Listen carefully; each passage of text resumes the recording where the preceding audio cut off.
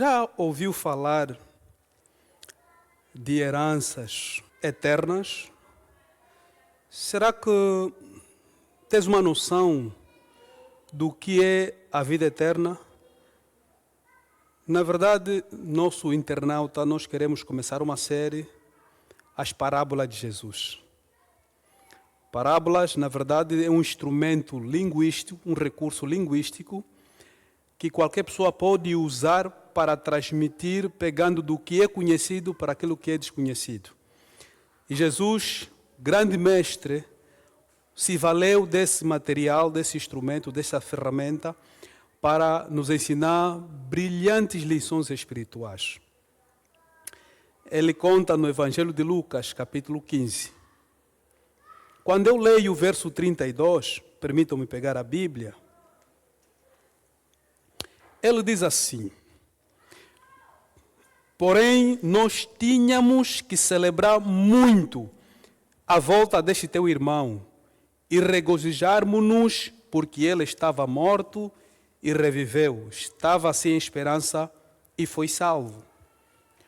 Quando você olha para este verso isolado, muita coisa fica sem se perceber, não é mesmo?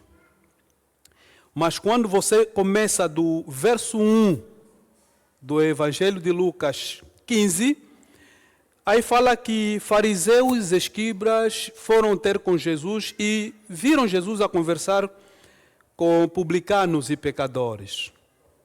E então comentaram entre si: como é que este homem recebe e come com pecadores? Jesus, sabendo do que se passava no coração daqueles escribas e fariseus, então decidiu contar 3 parábolas. A primeira delas fala da ovelha perdida. Jesus conta para aqueles ouvintes que reclamavam por ele ter convivido ou estar a conviver com pecadores e publicanos, dizendo que havia um homem que tinha 100 ovelhas e uma se perdeu. Ele deixou as 99 no aprisco e foi da busca daquela que se perdeu. Se você olhar pelo comportamento da ovelha, a ovelha sabe quanto é que está perdida.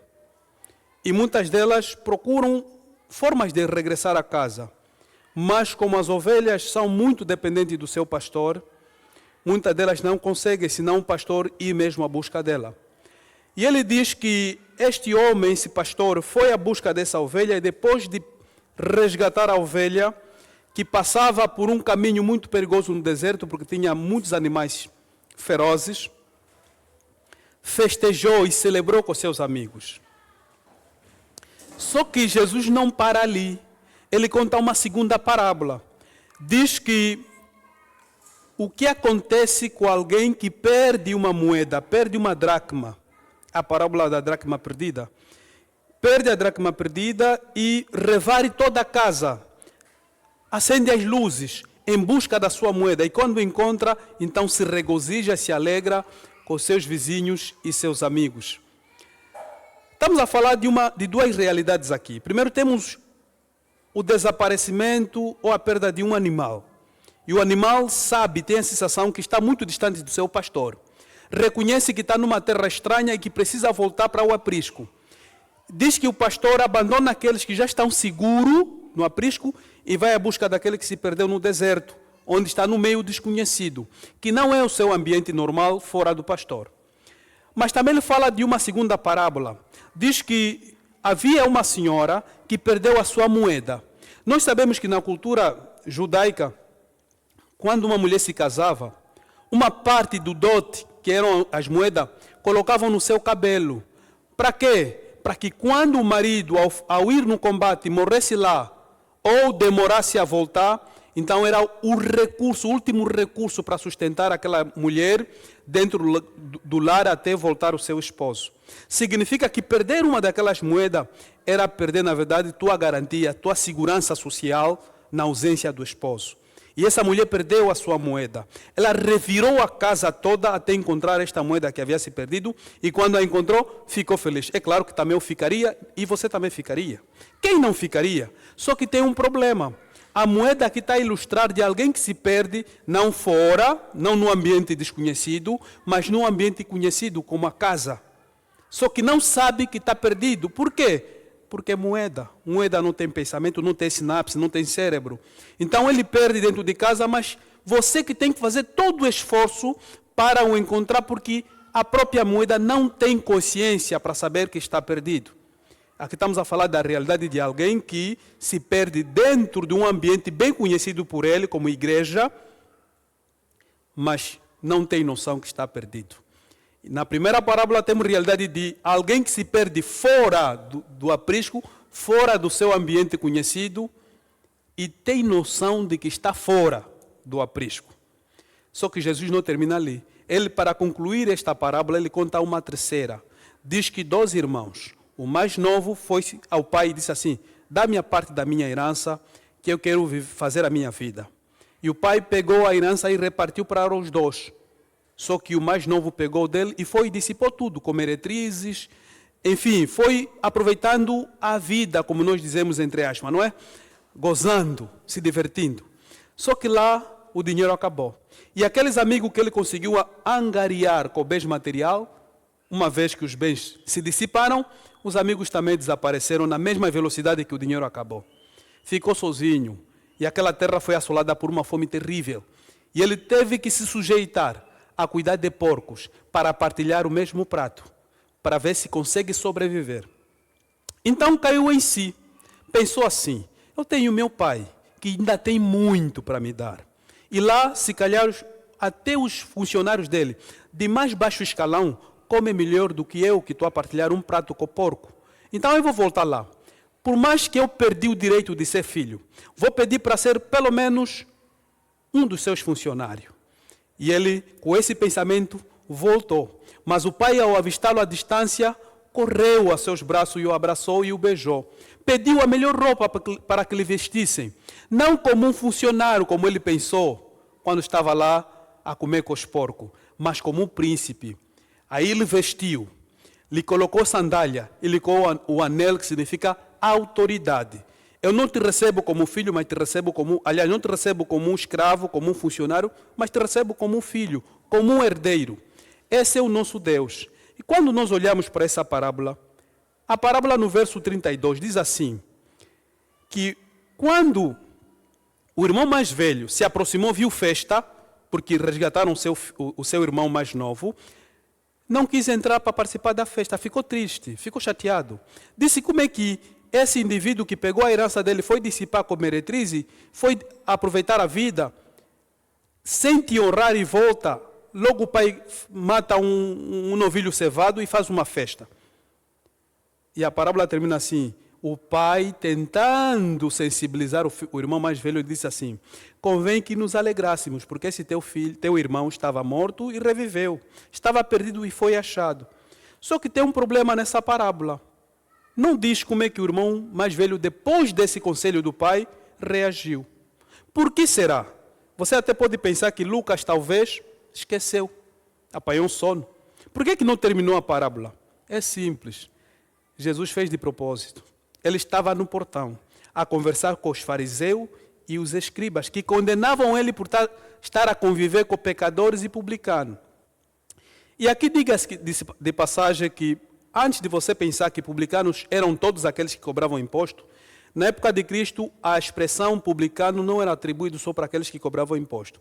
Para todos aqueles que moralmente não eram aceitos pela igreja, também eram chamados de publicano. Por quê? Porque publicano ficou sinônimo de pecadores, pessoas que vivem à margem da lei, da moralidade e da ética. Então Jesus se sentar por aquelas pessoas que muitos deles nem eram cobrador de imposto, mas porque se calhar já roubaram uma vez, se calhar eram bêbados, eram pessoas que se prostituíam. E Jesus convidou essas pessoas para almoçar. E líderes da igreja, muitos deles requitados, começaram a murmurar: como é que ele recebe pecadores? E Jesus agora coloca que aqueles pecadores que ele estava a comer com ele são os filhos mais novos. Porque se perderam, foram fora, mas sabiam a sua condição de perdição. Estão a voltar porque reconheceram a casa do Pai. Eles disseram em si mesmos: ainda que não nos receba como filho, mas como funcionário já basta. Só que quando você vai no grego, a palavra para servo, que ele usou aí, o filho pródigo, é doulos. Enquanto existem outras palavras para funcionário, como pai, misha e outros. Quando você fala que eu quero ser um dolo, estás a falar que eu quero ser um funcionário que não precisa dormir na casa do patrão. É só me pagar que eu vou embora. Como se fosse esses que nós chamamos popularmente de micheiro. Não é? Ele faz um serviço, você lhe paga e ele vai embora. Porque ele diz que não sou digno de me darem um teto. E Jesus viu e leu o coração desses pecadores e os recebeu em sua casa para almoçar. Mas os que se sentiam, entre aspas, muito espirituais, condenaram como o filho mais velho, que disse, não posso participar dessa festa. Por que a parábola termina sem Jesus dar a resposta que não? Depois o irmão mais velho entendeu a explicação do pai e entrou na festa. Por que ele não termina? Porque Jesus também parou aí a parábola e voltou para continuar o seu almoço com os seus pecadores, como eles diziam. Por quê? Porque quem tem que terminar essa parábola sou eu e você. Quantos de nós temos criticado quando alguém peca? Quantos de nós temos julgado as pessoas porque erram? Quantos de nós nos iramos de saber um tratamento carinhoso que está sendo dado para alguém que está constantemente a cair, que está constantemente a errar? Aliás, às vezes nós personificamos o irmão mais velho, ou como a moeda. Estamos num ambiente bem conhecido como a igreja, que não é estranho para nós, mas estamos completamente perdidos. Perdidos dentro da igreja.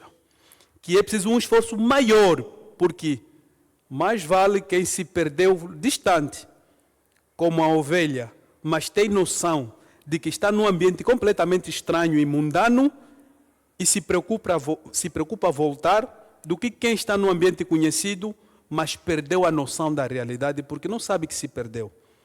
Então Jesus nessa parábola apresenta duas realidades. Muitos estão perdidos num ambiente conhecido como igreja. Nos bancos da igreja, mas não estão comprometidos com a palavra de Deus. Esses são representados pela a classe que tem como líder o irmão mais velhos. Fariseu, espírito de farisaísmos e escriba que estavam no portão, criticando porque não queriam entrar para almoçar com Jesus, porque antes dele chegar, Jesus já tinha recebido pessoas que aos olhos deles não mereciam estar ali. E do outro lado, nós temos aqueles que reconheceram Jesus como Salvador, arrependeram-se porque reconheceram que estavam perdidos. Perdidos porque viram que o ambiente onde se encontravam era completamente mundano e profano, e que não era essa vida que Jesus queria para eles. São esses que aceitaram esse caminho, voltaram para Jesus, com uma humildade tal, dizendo que mesmo que não nos receba como filho, pelo menos como servo, como escravo, ainda assim, como estar próximo dele é tudo, ainda assim eu quero me aproximar dele. Como filho pródigo, muitos de nós, uma vez abandonamos a igreja. Eu estou falando mesmo para ti, que parou já há uma semana, há um mês, 6 meses, se calhar 1 ano, e que se convenceste que talvez a religião é o próprio coração, ou que ao ir à igreja sofro censura de muitos irmãos, porque tive aquela queda, os irmãos hoje me apontam o dedo, então é melhor não ir mais à igreja. Eu quero falar para ti que o filho pródigo também no princípio pensou assim, mas depois ele lembrou que tem um pai muito amoroso. Então, se eu quero te falar da parábola do filho pródigo, eu quero te falar que o destaque desta parábola não é o filho pródigo, não é o irmão mais velho, não. É o pai amoroso. Um pai que, independentemente da condição que nos encontramos, independentemente do ambiente que nos perdemos, se é dentro de um ambiente conhecido ou de um ambiente desconhecido, ele ainda está de braços abertos para nos redimir, para nos resgatar. Veja o que o pai fez. Com aquele que se perdeu fora, o pai correu, atraindo a vergonha para si mesmo, abraçando o filho para dar o sinal de igualdade e honrando ele com um anel e uma vestimenta. Veja o que ele fez com o filho mais velho, que se achava que eu é que era comportado, mas o pai nunca me deu um novilho cevado para festejar com os meus amigos, mas esse que foi dissipar tudo com meretriz, o Senhor está a lhe dar uma festa, está a lhe dar atenção. Vê o que ele fez. Meu filho, tudo que é meu é teu. É só leres essa parábola. Tudo que tenho é teu. mas convinhamos, ou seja, é conveniente, é oportuno, era necessário que tivéssemos que fazer festa, porque este teu irmão estava morto e reviveu, estava perdido e foi achado. O que o pai está a tentar falar é o quê? Tem uns que estão a morrer fora, mas têm consciência que estão a morrer. Tem muitos que estão a morrer dentro e sem consciência que estão a morrer. E o pai, nesse momento, queria salvar os 2 filhos, porque os 2 receberam a herança. Só que um gastou fora e o outro gastou dentro. Eu sei que você tem lido isso muito rápido, é só ler com muita calma. Vais ver que aí diz que o pai repartiu a herança para eles 2. Só que um foi dissipar descaradamente e o outro, tendo uma vida de hipócrita, estava dentro da casa do pai, mas nunca se sentiu como filho. Porque ele diz que há tanto tempo trabalho para ti, mas nunca me deste nada para conviver com meus amigos. Ou seja, ele estava na casa do pai, mas se sentia um funcionário e que precisava só de salário. Enquanto o pai, em busca dos 2, porque sabe que os 2 estavam mortos e os 2 precisam se reconciliar. Estava a dar festa para um, enquanto estava a evangelizar o outro que estava fora. Mas a parábola termina sem afirmar se o filho mais velho depois decidiu entrar na festa. Por quê? Porque essa é a tua decisão. Você que está a me ouvir agora é que tem que finalizar essa parábola. Como é que fica? Vais continuar ali? Me diz uma coisa. Como é que fica esta parábola? Deus deixou essa lacuna para que todo leitor fosse obrigado a responder. Não, eu entraria agora para festejar, porque faz sentido, porque todos nós somos pecadores. Ou você ainda insistiria a ficar sozinho? Deus está a falar contigo hoje. Eu sei, estou a falar contigo que está em casa, que está a nos ouvir, está a nos acompanhar a partir de um telefone, de um computador. Não importa o dispositivo que você esteja a usar neste momento. O que precisa saber é que temos um Pai amoroso, que está disposto para nos receber. Quer aqueles que estão perdidos dentro, como aqueles que saíram para distante do aprisco. Deus ama todos incondicionalmente. E a porta da graça está aberta para todos nós. É só nós nos arrependermos, reconhecermos que estamos perdidos, quer fora ou dentro, para que Ele nos receba como príncipe, como herdeiros do trono. Que Deus nos possa abençoar e nos dá mais oportunidade. Terminamos aqui com este bloco e aguardamos a próxima série. Obrigado.